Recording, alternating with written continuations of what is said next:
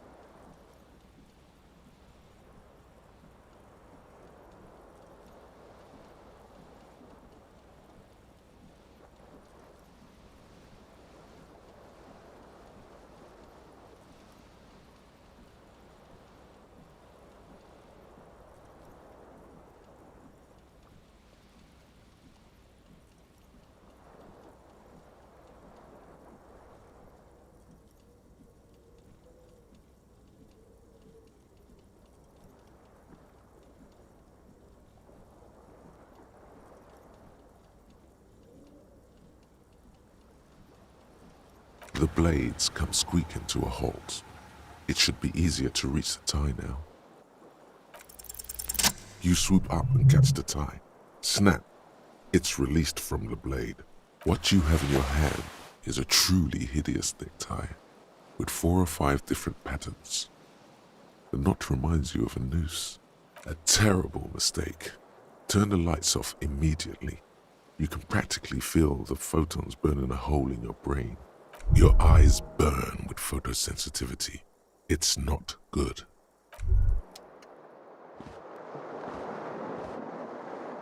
The window stands broken in its frame.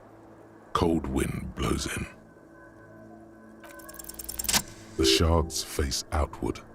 Whatever broke this window came from the inside. A fine web of scarring covers the back of your right hand, but none of it is recent. More likely a projectile than a held object. There are no fragments on the floor from pulling a tool back in after impact. It is too large for a bullet, yet too small for a piece of furniture. You're looking for something heavy and larger than your fist, like the green shoe that's on the hat rack in the corner, which, coincidentally, is missing its friend. Congratulations, you smashed the window with your own shoe. Now you only have one. If you're lucky, you can still find the other on the balcony outside. The door to it should be outside your room. A cool wind gushes in. Your toes curl up from the cold.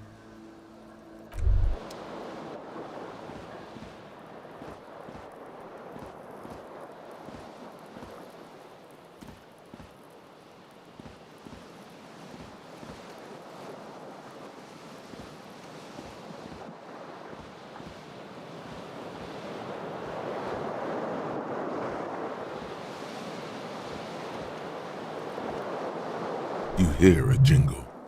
Keys are clinking in the pocket of your flare-cut pants. It says, whirling in rags, on the aluminium keyring.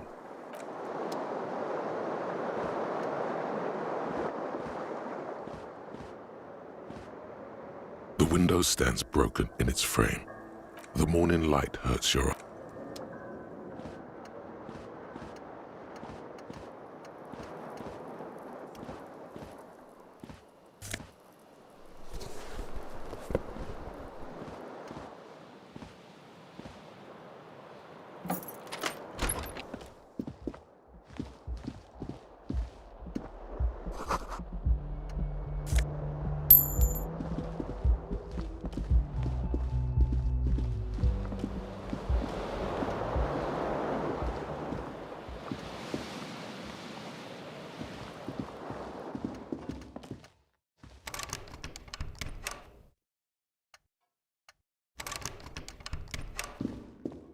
A mirror hangs above a bent and broken sink. In a fierce discharge of masculine energy, someone has ripped half the faucet off. Hot water sprays from the base and steam covers the mirror. Suddenly, you realize you have no memory of the face that awaits you there, underneath the soft vapor. As you slowly reach your hand towards the surface of the mirror. Abort. You clearly have not thought this through. You won't like what you see there, and you will never unbecome it.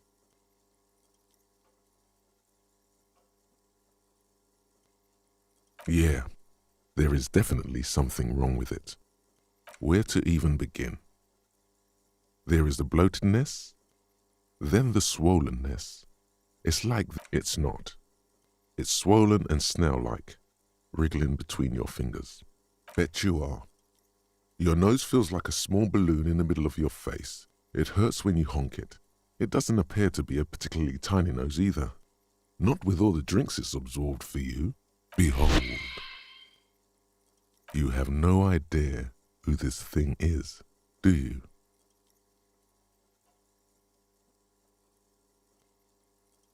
Too late. You clearly have rigor mortis on your face. Oh wait, is that an expression? Are you trying to make an expression with that face? Why? Please stop. It's horrible. You can't, can you? It's like it's not even voluntary anymore. You have worn that grin into your face, and now it won't come off. What does it even mean? What is the emotion you're trying to convey?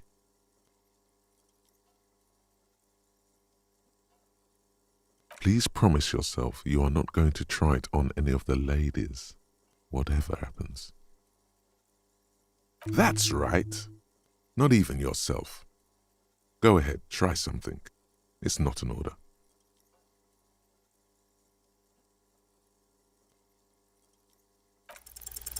Like the rest of you, it comes from a bad place somewhere in the past. That's all you know for now.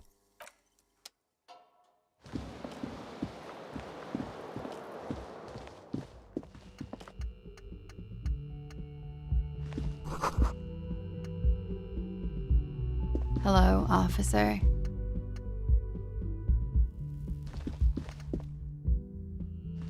The young woman raises a cigarette to her lips.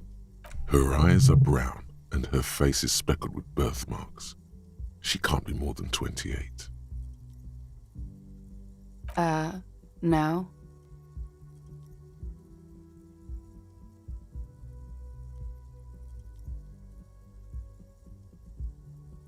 The young woman shakes her head slowly. No. You're a police officer, sir. Okay, cool. I won't. Okay? Sir, you've been here for 3 days. On official police business, as you put it. I couldn't say. In truth, so far, mostly drinking.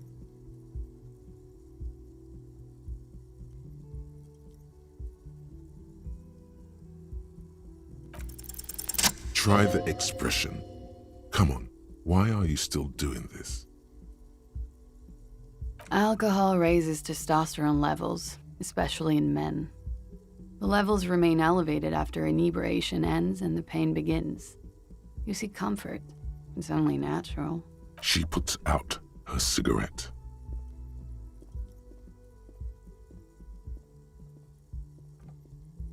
Something stirs in you as she's about to go. Call it an instinct, a need. The need to ask questions. It's like you've said the words 1,000,000 times before. She looks back at you, a light glinting off her eyes. You're a cop, Harry. It is unnatural of you not to want to ask questions. Yes?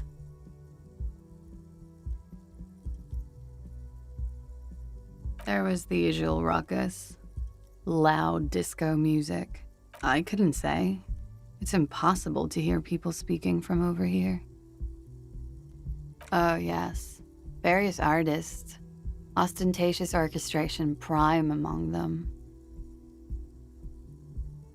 Oh, that. Yeah. Whoa. The less said about OO, the better. OO were huge where I come from. I was very young then, of course. Like 7. Life gets hard, but we go on. It would appear so. At around 2 o'clock, the disco stopped and there was a change of pace. A slow, sad song started playing, like organ music on repeat. That went on for quite a while. That it doesn't matter anymore and that we're alone now, it was difficult to tell. The song itself was very quiet and soft, but you sounded like a winded boar, sir. It was hard to understand what you were singing on top of it. Yes, it was very cool.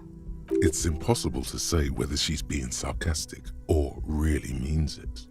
Then you started screaming and trashed the place. A window was smashed. The tape player, probably.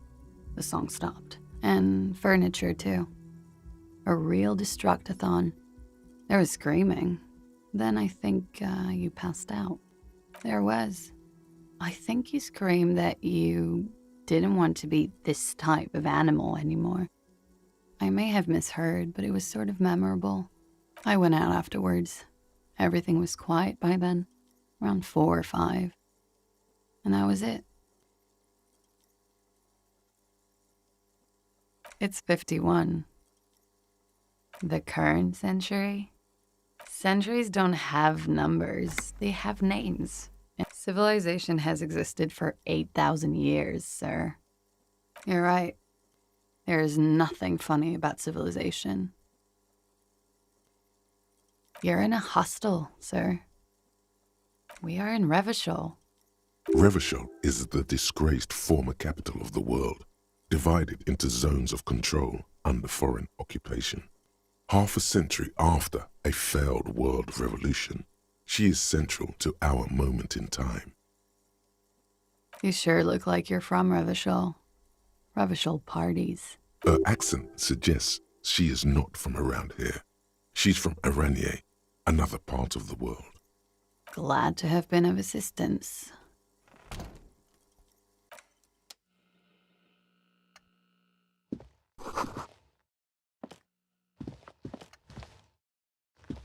The door is closed. This door can only be opened with there is no answer. You hear the shower being turned on. A tremendous loneliness comes over you. Everybody in the world is doing something without you. The door is indifferent to your loneliness. The world does not care. Still no answer. Still nothing. Still nothing. Still nothing. This door can only be opened. This door can only be.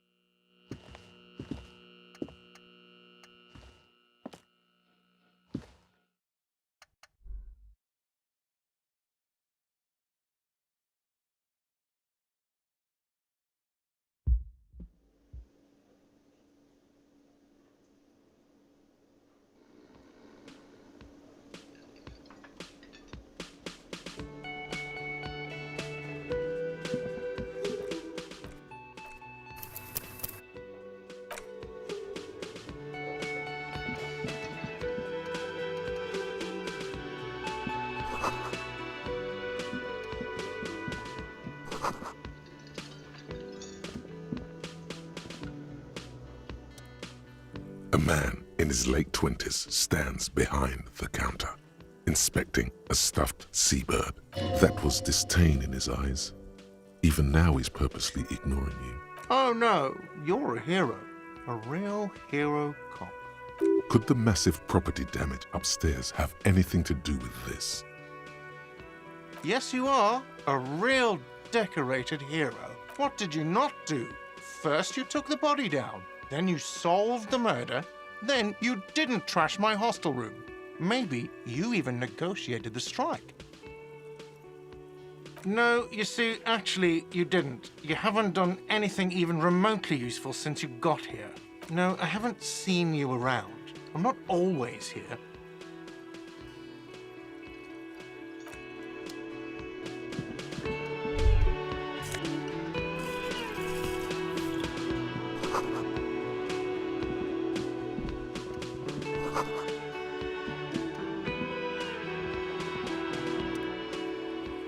You shouldn't keep your colleague waiting.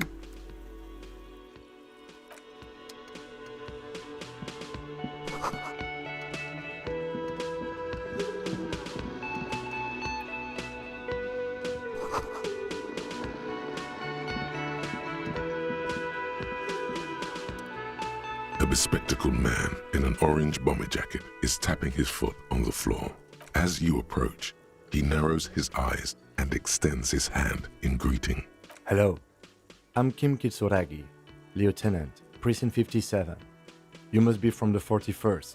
You realize he is waiting for your name.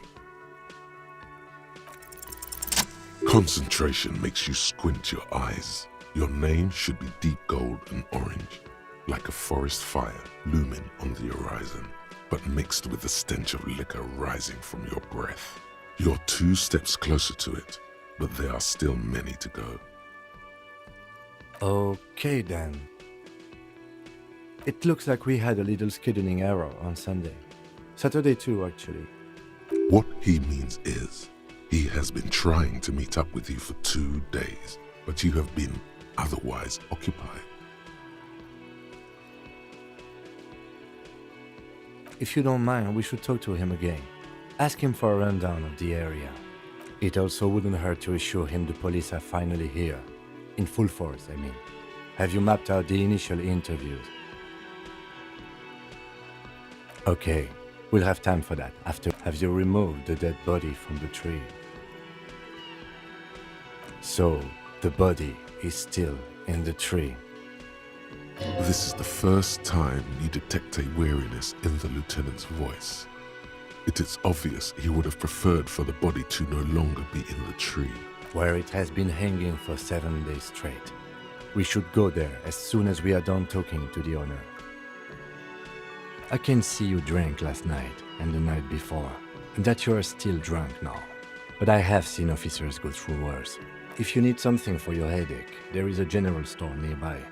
But as I said, The dead body should be our number one. I was sent here to meet a detective from Precinct 41. I suppose you could be impersonating him. You could have gotten the insignia from the black market or forged it. Inspectorate General means internal affairs. What he's saying is he's not from the Rat Squad and isn't supposed to suspect such things. Yes, but I'm not them. I'm from criminal investigation. Yes. They're not just white rectangles. They bear a halogen watermark with the letters RCM and a pattern resembling the street grid of Revachol West. I would ask you to step into the headlights of my motor carriage. You mean you don't have a badge?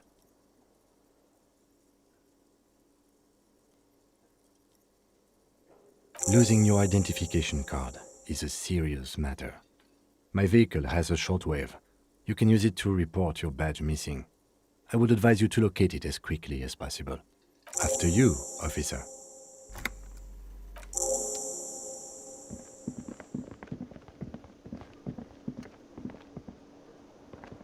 The man with the unimpressive beard notices you approaching.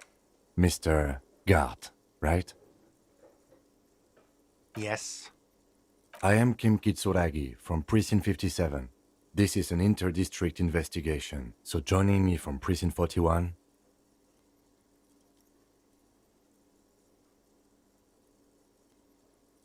Are you kidding me?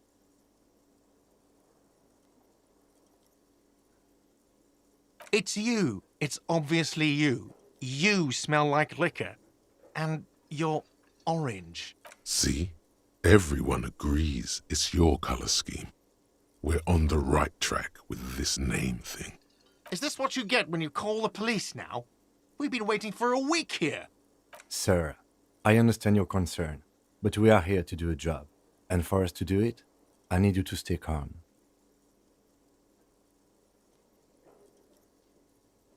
Yes, of course.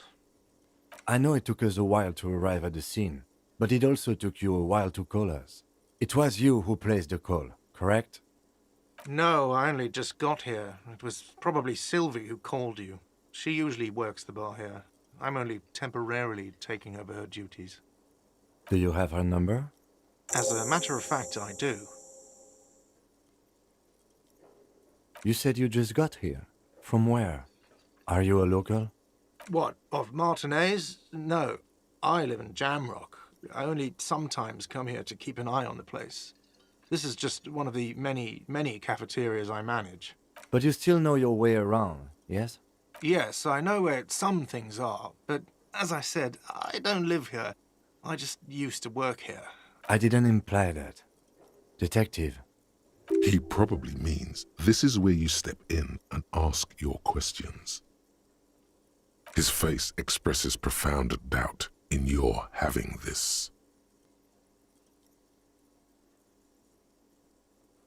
She went away because none of your business.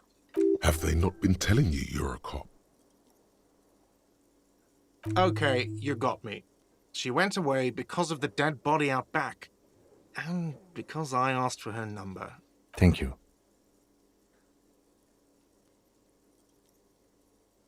Is it? Because I thought you were supposed to be investigating the lynching, not my employer conduct.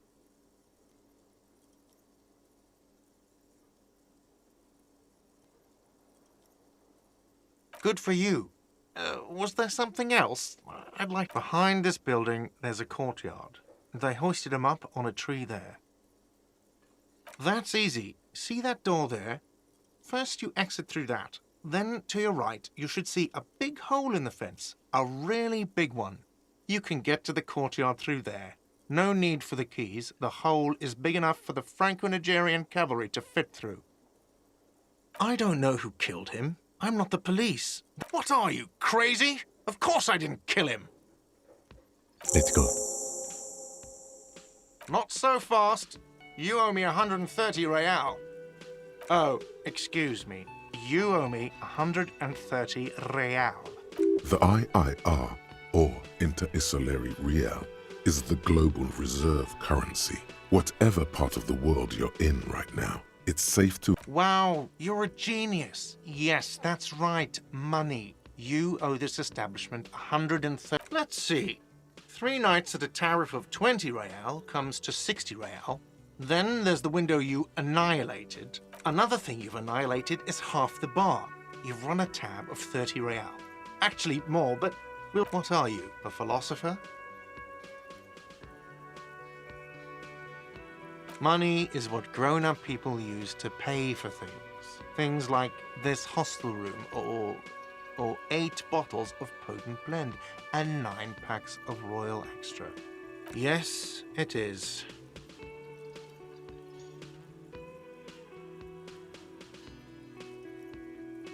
No, you see, that's 40 cents. Cents are a form of currency 100 times smaller than the real.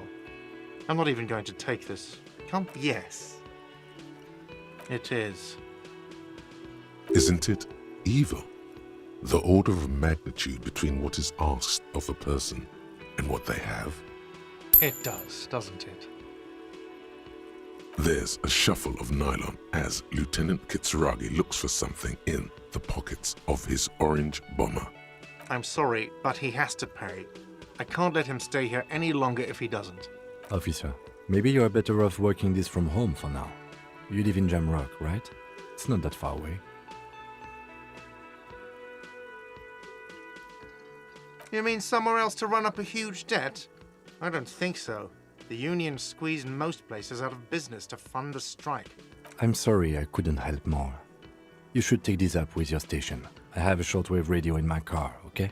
We have... Good luck.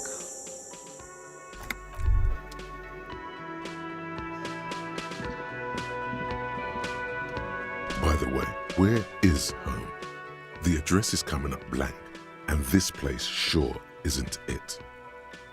But you've been at this hostel cafeteria for only 3 nights. Where were you before? Why did you say that? No. But isn't that an expression, not a place? A saying, up on Marvel Hill, a great high place. That doesn't sound like somewhere you can stay if you run out of money. You can try. Run some addresses in your head when you get the time.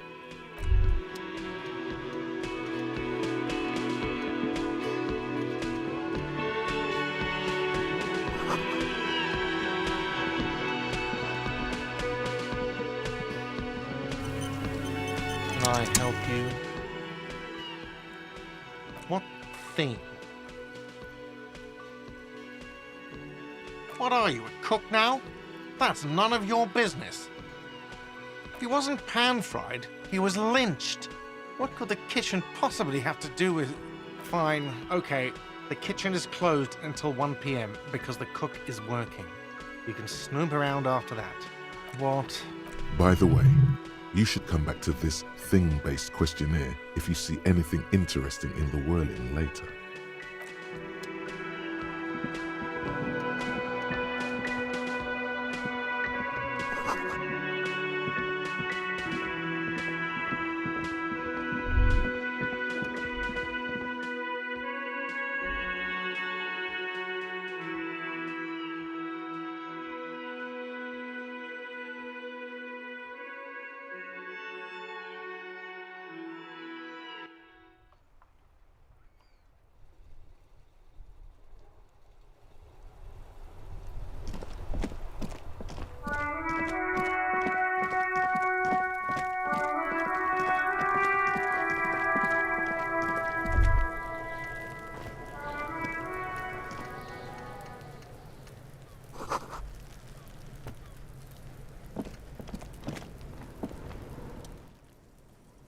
Kuno's got this!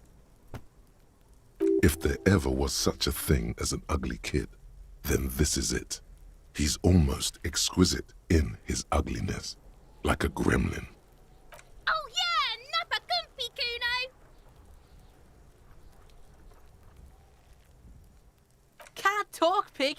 Shit's coming up strong! Shit coming up strong. That sounds good. Joyous. You should hang out with this kid and see what that juicy shit is all about. I mean drugs. Yeah, Kuno, ride the lightning, Kuno! Kuno's riding it, see? The rake, Kuno! You should throw the rake at him, Kuno! The fuck does Kuno know what a rake is? Kuno is not a gardener.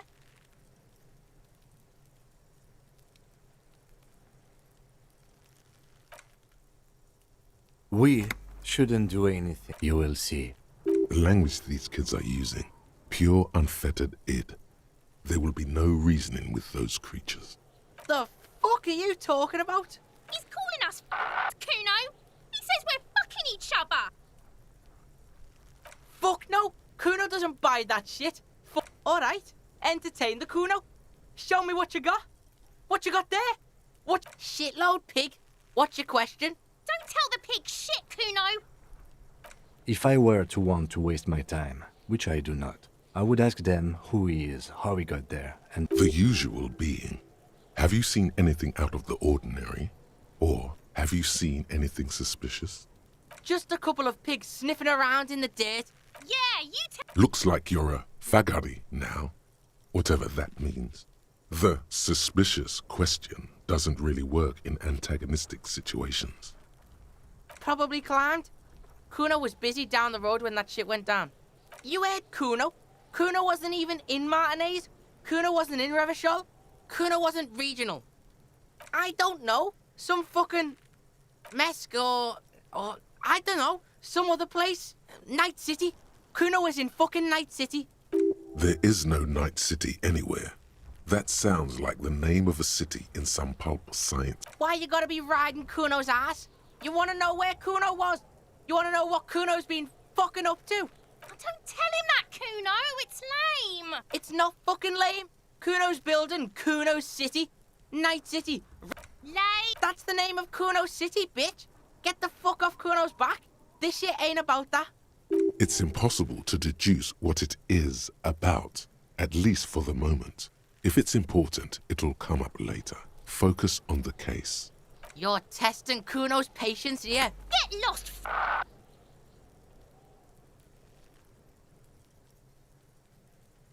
Kuno's Kuno, pig? It's always Kuno, never I. Clearly the kid's using the third-person perspective as a shield.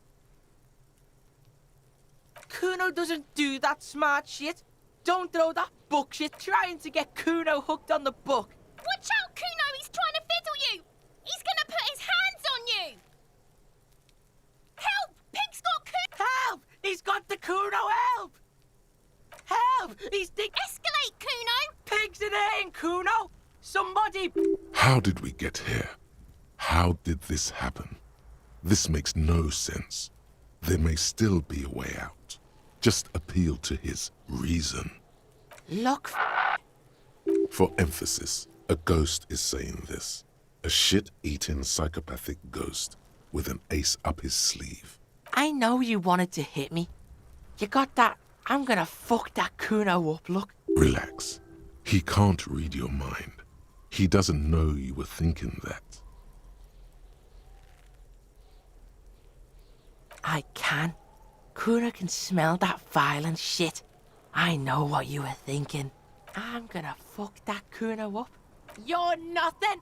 You're a joke to Kuno turned you into his prison, bitch! No, you're not. We can. Bitch, you're A peepo is a type of hat, by the way. You don't talk to me about my fucking people! Okay. Kuno is kind to his bitch. Ask your questions, but remember, Click, click, click, click!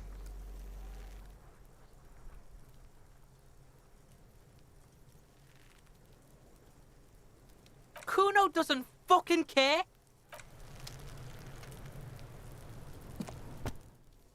Yes?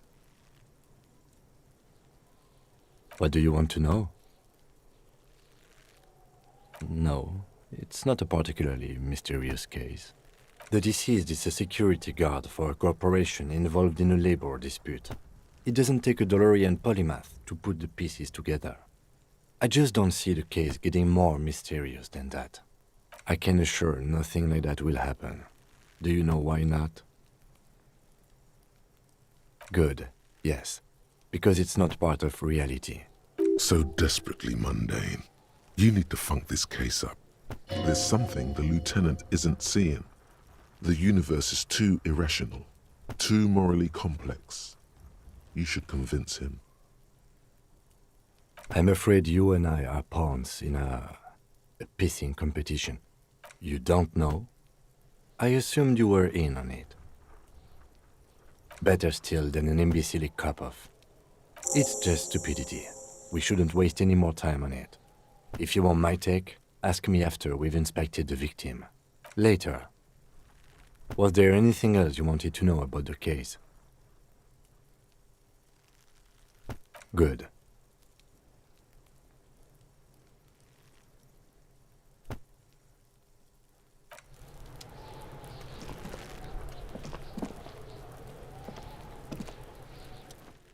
The corpse looks at you with bulging white eyes.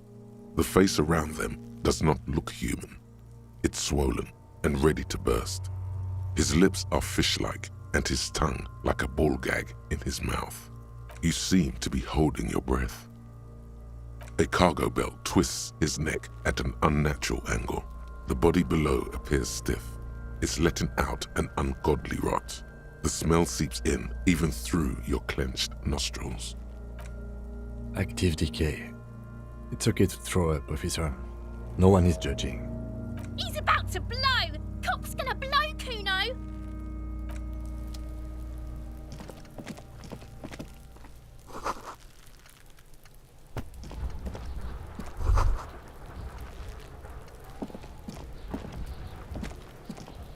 There are several footprints in the mud, left by work boots.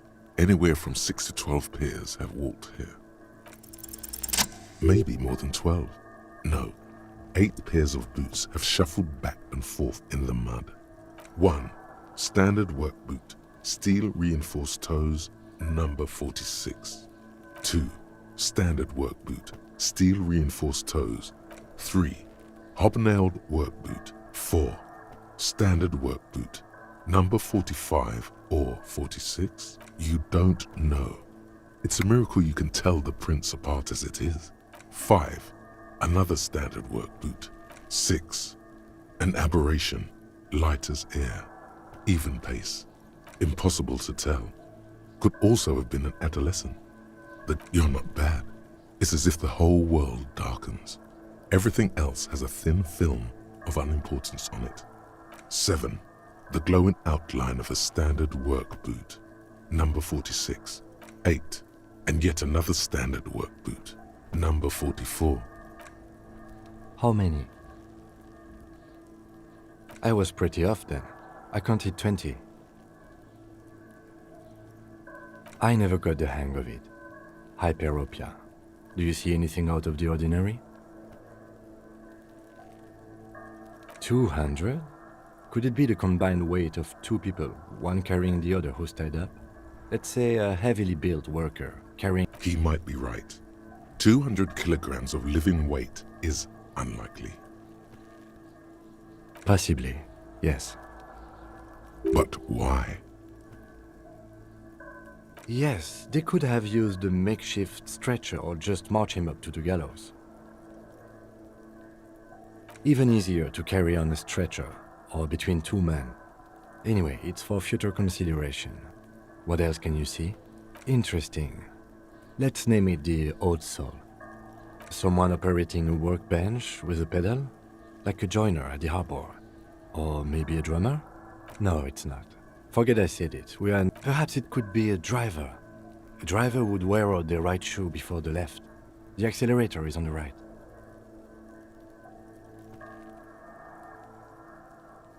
He doesn't seem to hear you, looking south toward the traffic jam instead. We should keep our eyes open around the traffic jam. See whether anyone strikes out as a potential suspect.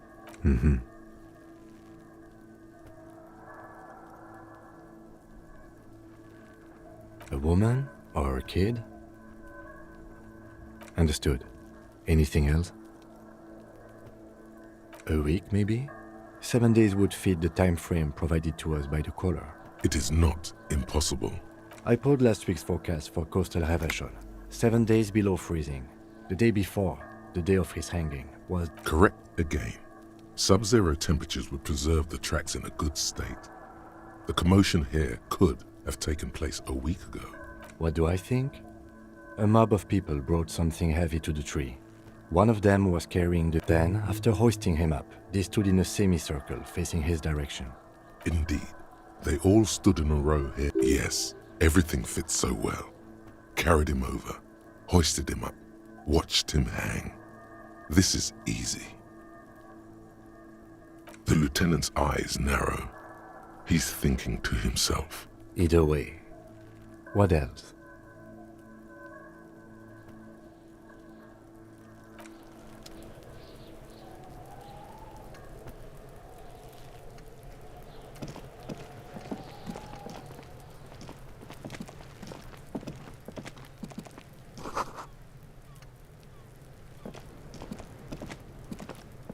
This trash container is locked. The sliding lid has a padlock that says, "Whirling in rags." The body is downwind from here. Maybe you prefer the smell of garbage to the smell of death. We could try using a pry bar. There's one in my motor carriage, or... We might want to ask for a key from the manager of the Whirling in Rags. He probably has one.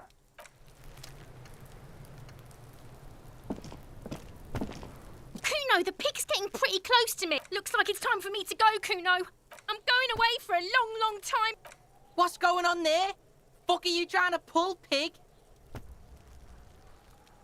I come from the woods, Kuttavittu. You don't want to... Don't be traumatizing it.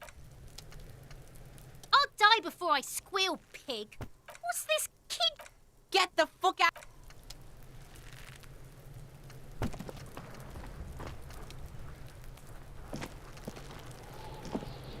Fuck does Kuno care?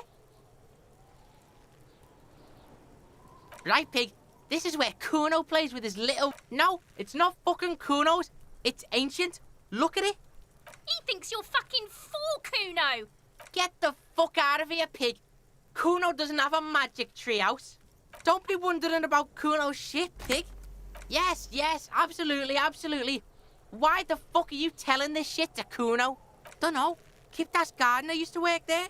Kipt is a pejorative term used to describe people of South Seminese or Areopagite descent. It used to be a common first name among the Areopagite. Look, Kuno doesn't explain shit. Yeah. What was she doing in the greenhouse in March anyway? Yes, it seems suspicious. You don't like things being like that. Yeah, whatever. Kuno doesn't give a shit. The fuck about it? You're Get lost, He's on your crime scene, bossing you around. And he's been here for some time too. This is where he hangs out. You have to get more out of him. He could be useful. No! You told him about it and now he knows your name. The city's not fucking lame. You are lame. Kuno's tired of defending Rage, and fuck you too, putting Kuno on the spot like that. Kuno doesn't need to... Explain himself? As if explaining some kind of work? You must get to the bottom of this one of these days. Sadly, it's unlikely to happen today. Kuno...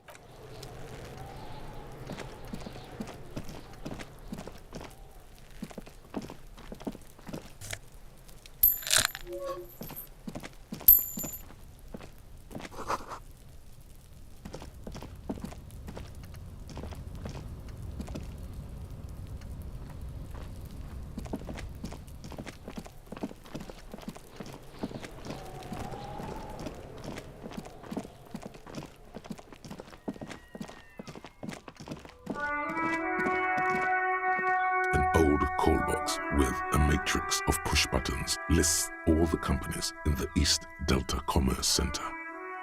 Nothing happens after you ring the doorbell. An off-key melody. Kuno, please stop calling here. Grown-ups don't have time for your stupid games. She thinks you're the gremlin child. Pardon? This is not Kuno. Please just stop calling here. A single beep indicates that you hear the same. You ring the doorbell. What an ominous name for it. All you hear is static, but no one answers the call. You ring the doorbell. You wait for a minute. Looks like someone has... You hear static from... Yes, hello. This is Tricentennial. She sounds almost antique, as if her voice was being played off an old wax cylinder. A receiver must not be working properly. My God. The lieutenant exchanges a look with you. It's you. My God. I didn't think I would hear your voice. It's a woman, and she knows you. Who cares that you don't remember her? Just go along with it.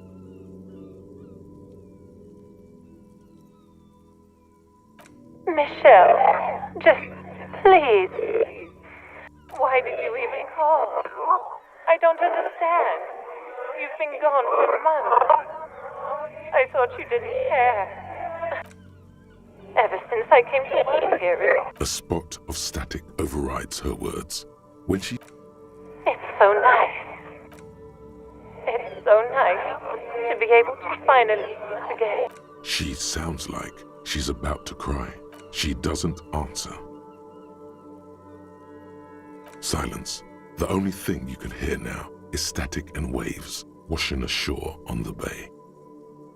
Another seagull passes by. It must have been some kind of faulty wiring. We should maybe stop playing with this doorbell. It looks ancient. You press the number sign on the keypad that terminates the call. 12 names. No. Hold on. The last thing you need in your life is more hysteric emotions. Forget it. Find something else to do. Silence. No one's home at Fortress Accident. Silence. No one answers. Silence.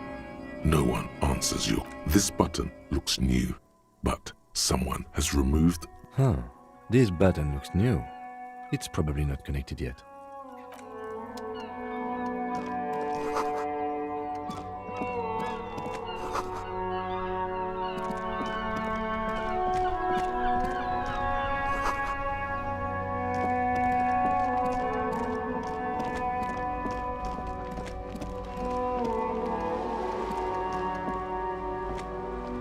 Hello, sir. Step right in.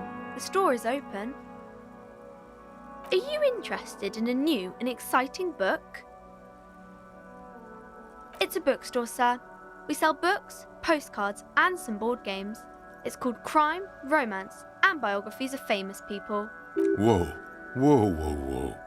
Hold your horses, little girl.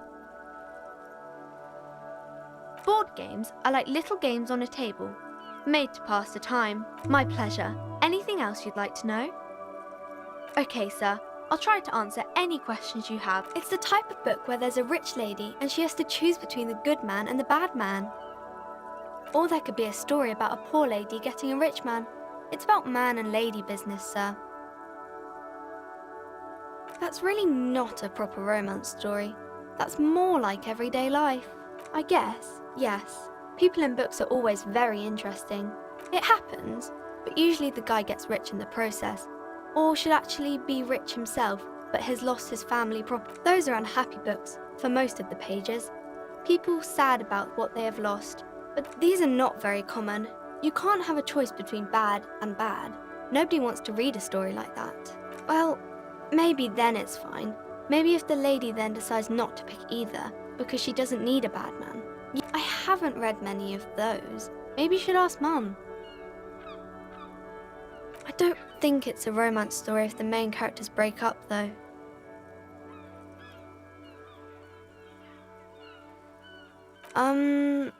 No, I don't know. Yes, she knows books, definitely. What was that? An idea for an unfinished novel stuck somewhere in your forebrain? Later, when you get the chance, you should address these issues by getting drunk. That'll show them. Maybe some about other books? My name is Annette, sir. My mum, her name is Plaisance. She owns the store. She's inside minding the register or organising the stock. Feel free to step in and browse our wares. I'm signalling that the store is open. Otherwise people might not know. They'd miss out on the crime, romance and biographies of famous people. Thank you, sir. I'm happy to help Mum out with the store. I do my studies at home at the moment. I have to help Mum keep this place running. Mum says it's necessary to do both because it builds character. Mum says a proper worker is dutiful. That's how you get ahead in life. Mum says it's peachy. She was a little afraid at first. There's talk about this house being cursed. Cursed in the way that makes them say that no business has ever really thrived here, sir. That they all go... I wouldn't really say it like that, but I guess so. We can go into the bookstore and ask about the case, but I don't see much more to look in. Yes, please do look at our wares inside. The postcards and board games you asked about are also there, sir. It does not manifest itself in any way. It does not exist. I liked it better when we were asking about romance novels. No such thing. Anything else you wanted to talk about, sir? Nothing really, sir. Mum doesn't allow me to sneak around in the back rooms or the cellar. I don't really know what's there. Maybe I can tell you about some of our books instead.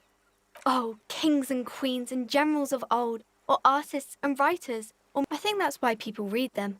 Seems like most people who read those books fail to get more famous from reading them. But it does make the famous people more famous.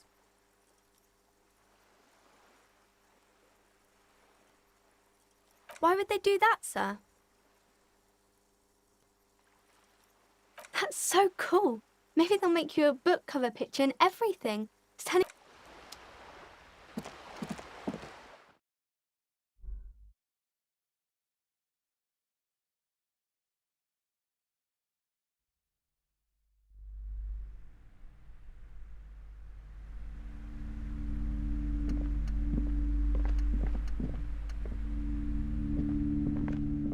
The display rack is brimming with worn paperbacks featuring an extremely muscular, sword-wielding barbarian on the cover.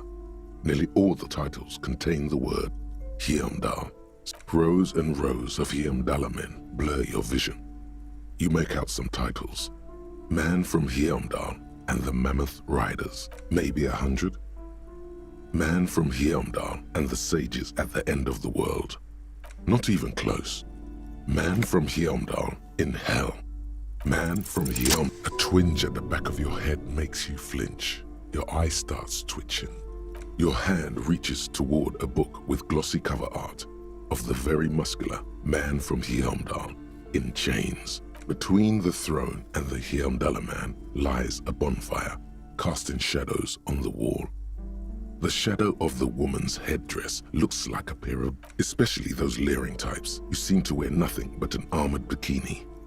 There's also some sort of it's symbolic of vice and sin. The display rack before you is burdened under piles of Man from Heimdall novels.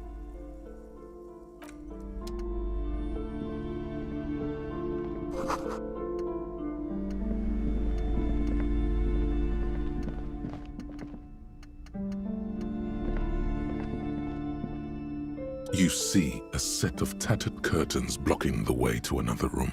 A strange cage-like trinket dangles from the curtains. Excuse me, officer. The back room is strictly for employees only. Just as you're about to pull apart the curtains, Sir, don't touch that. I told you it's off limits for the customers. Parapsychologically speaking, we're done if you decide to open them. She looks away, mumbling. Why is everyone always messing with the curtains? Why can't they just buy books like normal people? You do? My God, even more reasons not to mess with the curtains. Just step away, dear sir. Thank you. Let's just talk about this first. Talking is always good. You see a tattered set of curtains and a polyhedron-shaped cage-like trinket. You see some kind of charm, an irregular polyhedron assembled from bones. This is a traditional Seminese ward, meant to provide protection against ill luck, bad dreams, curses, and other supernatural scourges. Inhabitants of Ile de Fantôme, the Seminine Islands down south, Aside from poking at it suspiciously, there is nothing else to do with the fish head charm at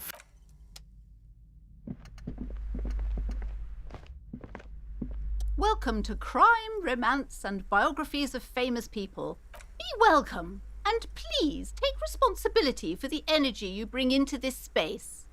Sir, don't be ridiculous. I certainly will not give you money.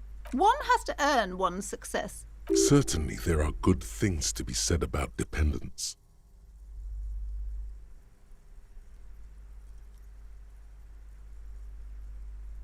Now, hey there. Sounds like someone isn't taking responsibility for the energy they bring into this space. Tribute? Power?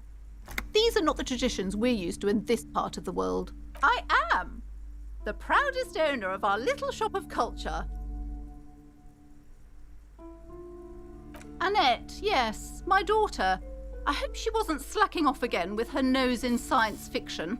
Tell me, was she at her post doing her job like a proper girl? Wonderful! Did you talk to her? Great! On a scale of 1 to 10, how compelled were you to buy books after talking with her? Come now, it's not personal. It's about proper sales practices and my precious. Her dedication brings joy to my heart. If you have children, I hope they turn out as great as my Annette. As a young girl should be, with the proper attitude, she'll have a bright financial future. The woman before you scans the store, her shoulders rigid and tense. Every now and then, she nudges her glasses. I already told you, it's just a storage room for employees. Just let it go, officer. Go buy some goddamn books. You're supposed to be drawn to the books. She recites it like it's a poem, or like she's playing a role she's grown tired of.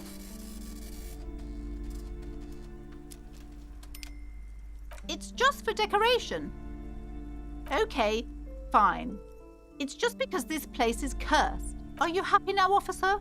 Happy that you've ruined everything? It's not good to talk about the curse, not in detail. The negativism, it's dangerous. Wow. Void raves. You have new words. The curse is so much worse than you could imagine. It's the curse of financial distress, of ruin and bankruptcy. It's not just that, officer. We're dealing with something supernatural here. It's the cacodemons feeding off bad business practices and disappointing income statements. There's something wrong with this building, I can tell you. Ever since I arrived, I've sensed an eerie, lingering presence. Yes, I've contacted numerous parapsychologists and even a pair of Simonese mediators. The wards help to keep the doom at bay and protect us against the darkness that lies further in the building. Even though now I fear it's not enough. Oh, this! No, it's a special Himian amulet, blessed by desert pygmy shamans. There are numerous spells cast throughout the store. I had the books anointed. Desert pygmy shamans. That sounds like a rather questionable way to describe a group of people. Most certainly not. I don't want anyone who's not familiar with the psychic arts. My liege, you know what this case calls for? A para-detective. Slither up to her, you silver-tongued fiend. Show her what world-class perfidy looks like. Are you sure? Don't think I haven't seen charlatans before. You're no para-detective. You look nothing like one. And you're clearly a drinker. You look like one. Hey now, hey. You need the booze to focus, all right? The lieutenant keeps his usual stony calm. He silently picks out his notebook. How do you know all this? Here we go.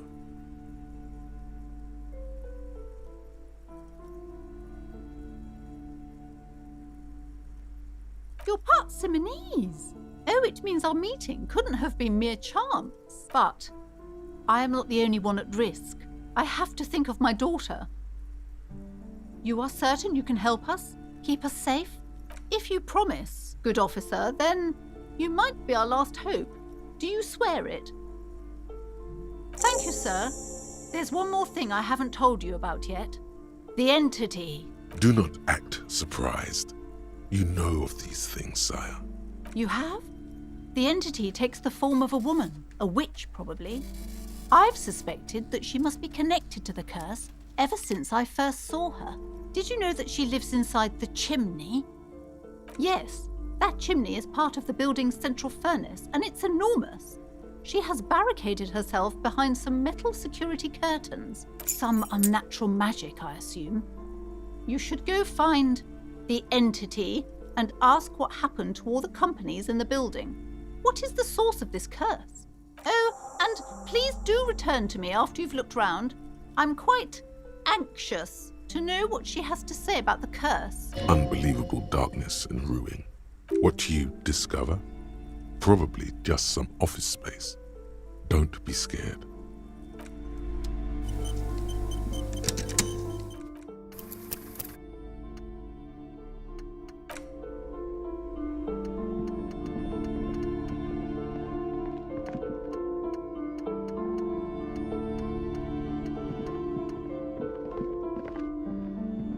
You see a set of tattered curtains block. You see a dimly lit room full of dusty furniture and trash. A door. Oh!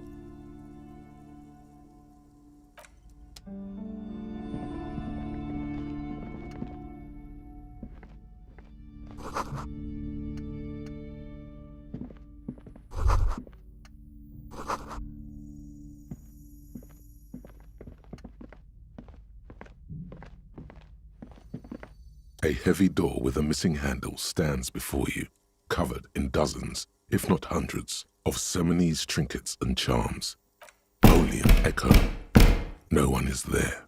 After exerting some force, you manage to turn the key. It's eerily silent. The door slides slightly open, letting a draft of cold air into the room.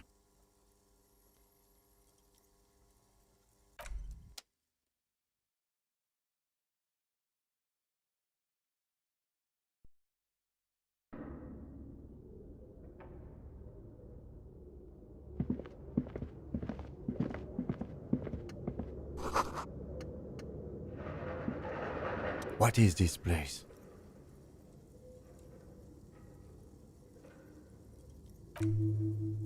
I think you're right, though it looks like no one's been here in ages.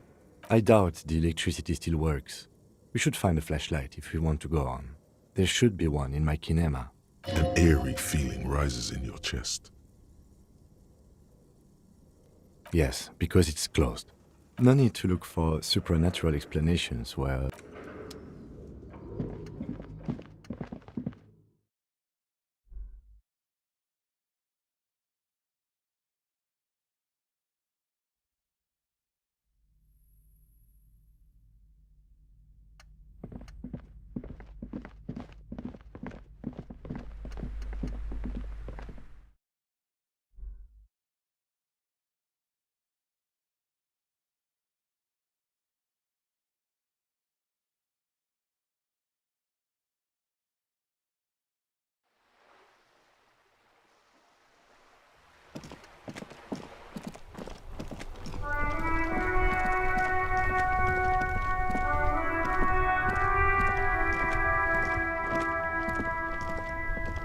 Before you stands a motor carriage.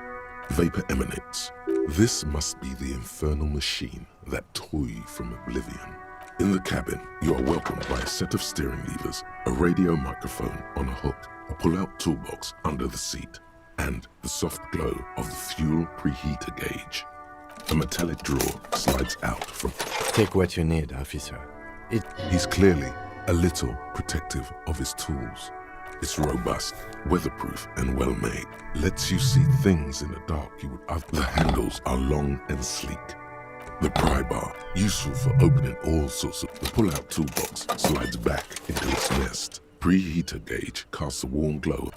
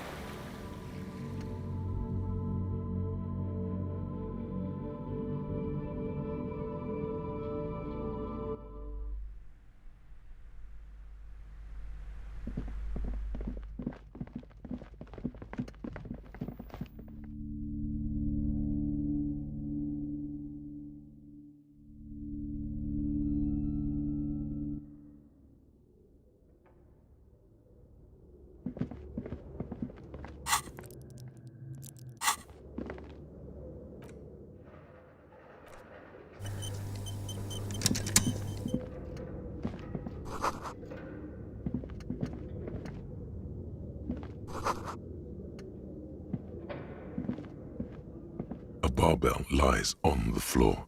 It's 60 kilograms. Your triceps hum at the sight of these weights. There are no collars on the barbell. This is a safety hazard. You're right. The weight may fall off. Better not touch it then.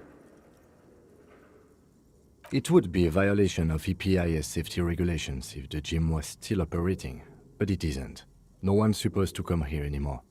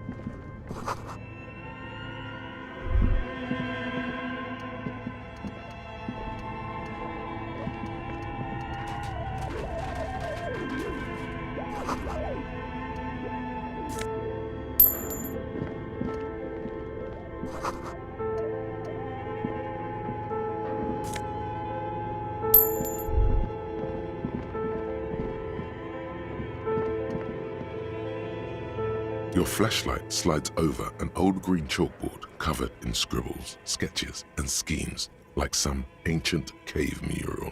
Some of the writing has faded with age, but you can still make out sections here and there.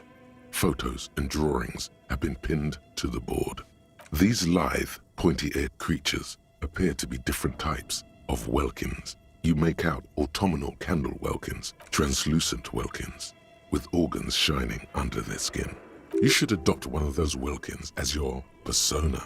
One of the welkins, towering among the rest, it's Vara Hamira, a high welkin, his face white and scarred like cracked marble. This is clearly a welkin supremacist. The Haldor, the Tuorg, the humans, and even headless men, all of them purged.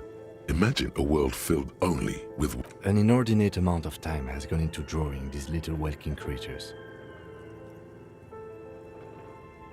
This looks like concept art for a project. It's not really real. Some people really like building a world, I think, even if it's just for a game. Political commentary. That one has a great beard too. Just look at those details. So much effort. The photo collage depicts barren, icy landscapes wrapped in perpetual night. You see permafrost and glacial landforms, dead trees grown in. Under entire oceans have been frozen. You see primitive oil rigs built into glaciers, albeit dark and cold. This vision also feels cozy in its own way. A pinned postcard reads, "The heat death scenario, a desperate fight for geothermal energy. This is a monthly calendar from the year 50. Cryptic words like sprint, daily minimi, and GPI span the marker-drawn grid. Minimi stands for a mini meeting. It's part of a bigger framework for managing work called RUN. Station 41. As time goes on, the numbers in the boxes grow rarer and rarer. Looks like they didn't make it. A note in the bottom left corner of the chalkboard says, "See the prod skip. The handwriting is only partly legible, but you can still make out 3 slogans. Call in, tune out, Wirral Untethered, and..." This old fireplace is covered in lines drawn in blue and red marker, the mesh spreading over the stone like blood vessels on The whole thing resembles Kadran mosaic tiles. History classes, students with their textbooks open, studying the roots of our civilization. Radio frequencies, it seems. UKV 123.6, UKV 123.7, unclear. It looks like a cardiovascular system split into veins and capillaries. Perhaps the web is comprised of radio stations, all lead back to one red heart titled the Game Master Frequency. Whoever decides to call in to a call-in station, it looks like. There's no way a little basement studio working here could pull anything like this off. My God. It's as if the less money they had, the more ambitious their project became. The schedule. I know doom when I see it. The company was running out of funding. Nothing. It's just lines on marble.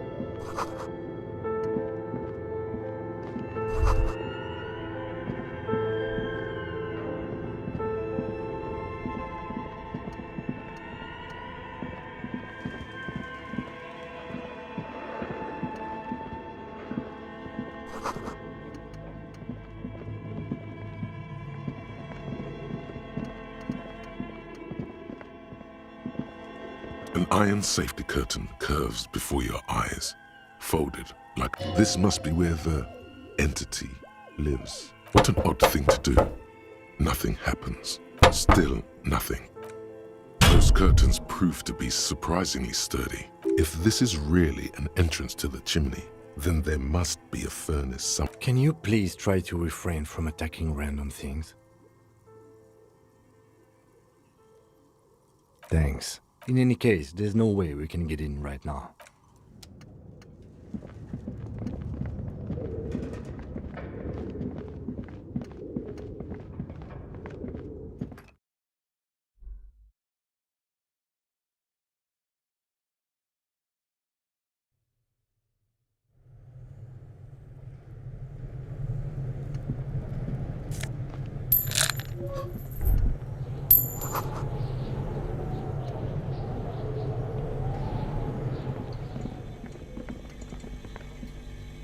You see a terrifying ice bear with a strange compartment in its belly.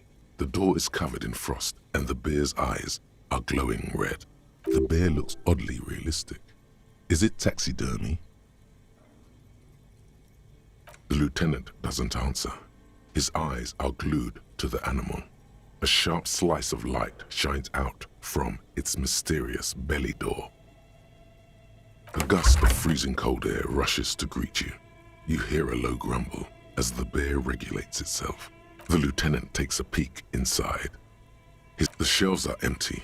All you see are crumpled ice cream wrappers with the brand name, Revachol Ice City.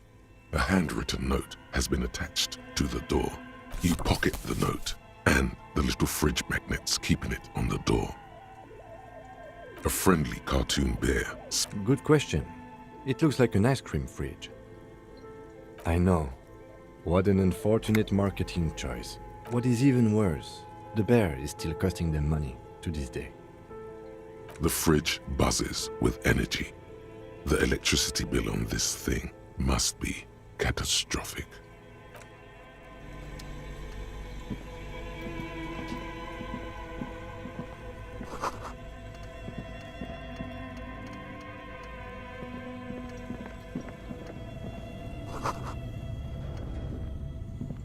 A thick layer of coal dust covers the furnace, coloring it pitch black. Looks like it. Looks like an old central furnace used to heat the building. No one has used it in ages. No signs of any recent fire. A hollow ring.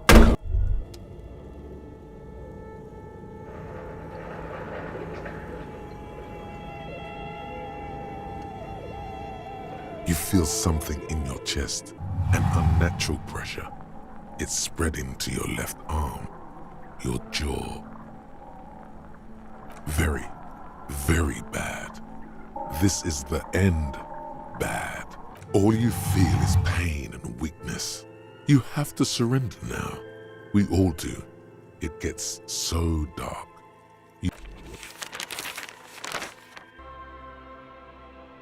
Cop suffers final heart attack. A detective lieutenant of the RCM passed away yesterday. His death, though abrupt, did not come as a surprise to those who knew him. He was the heaviest drinker I'd ever met, Captain Ptolemy Price.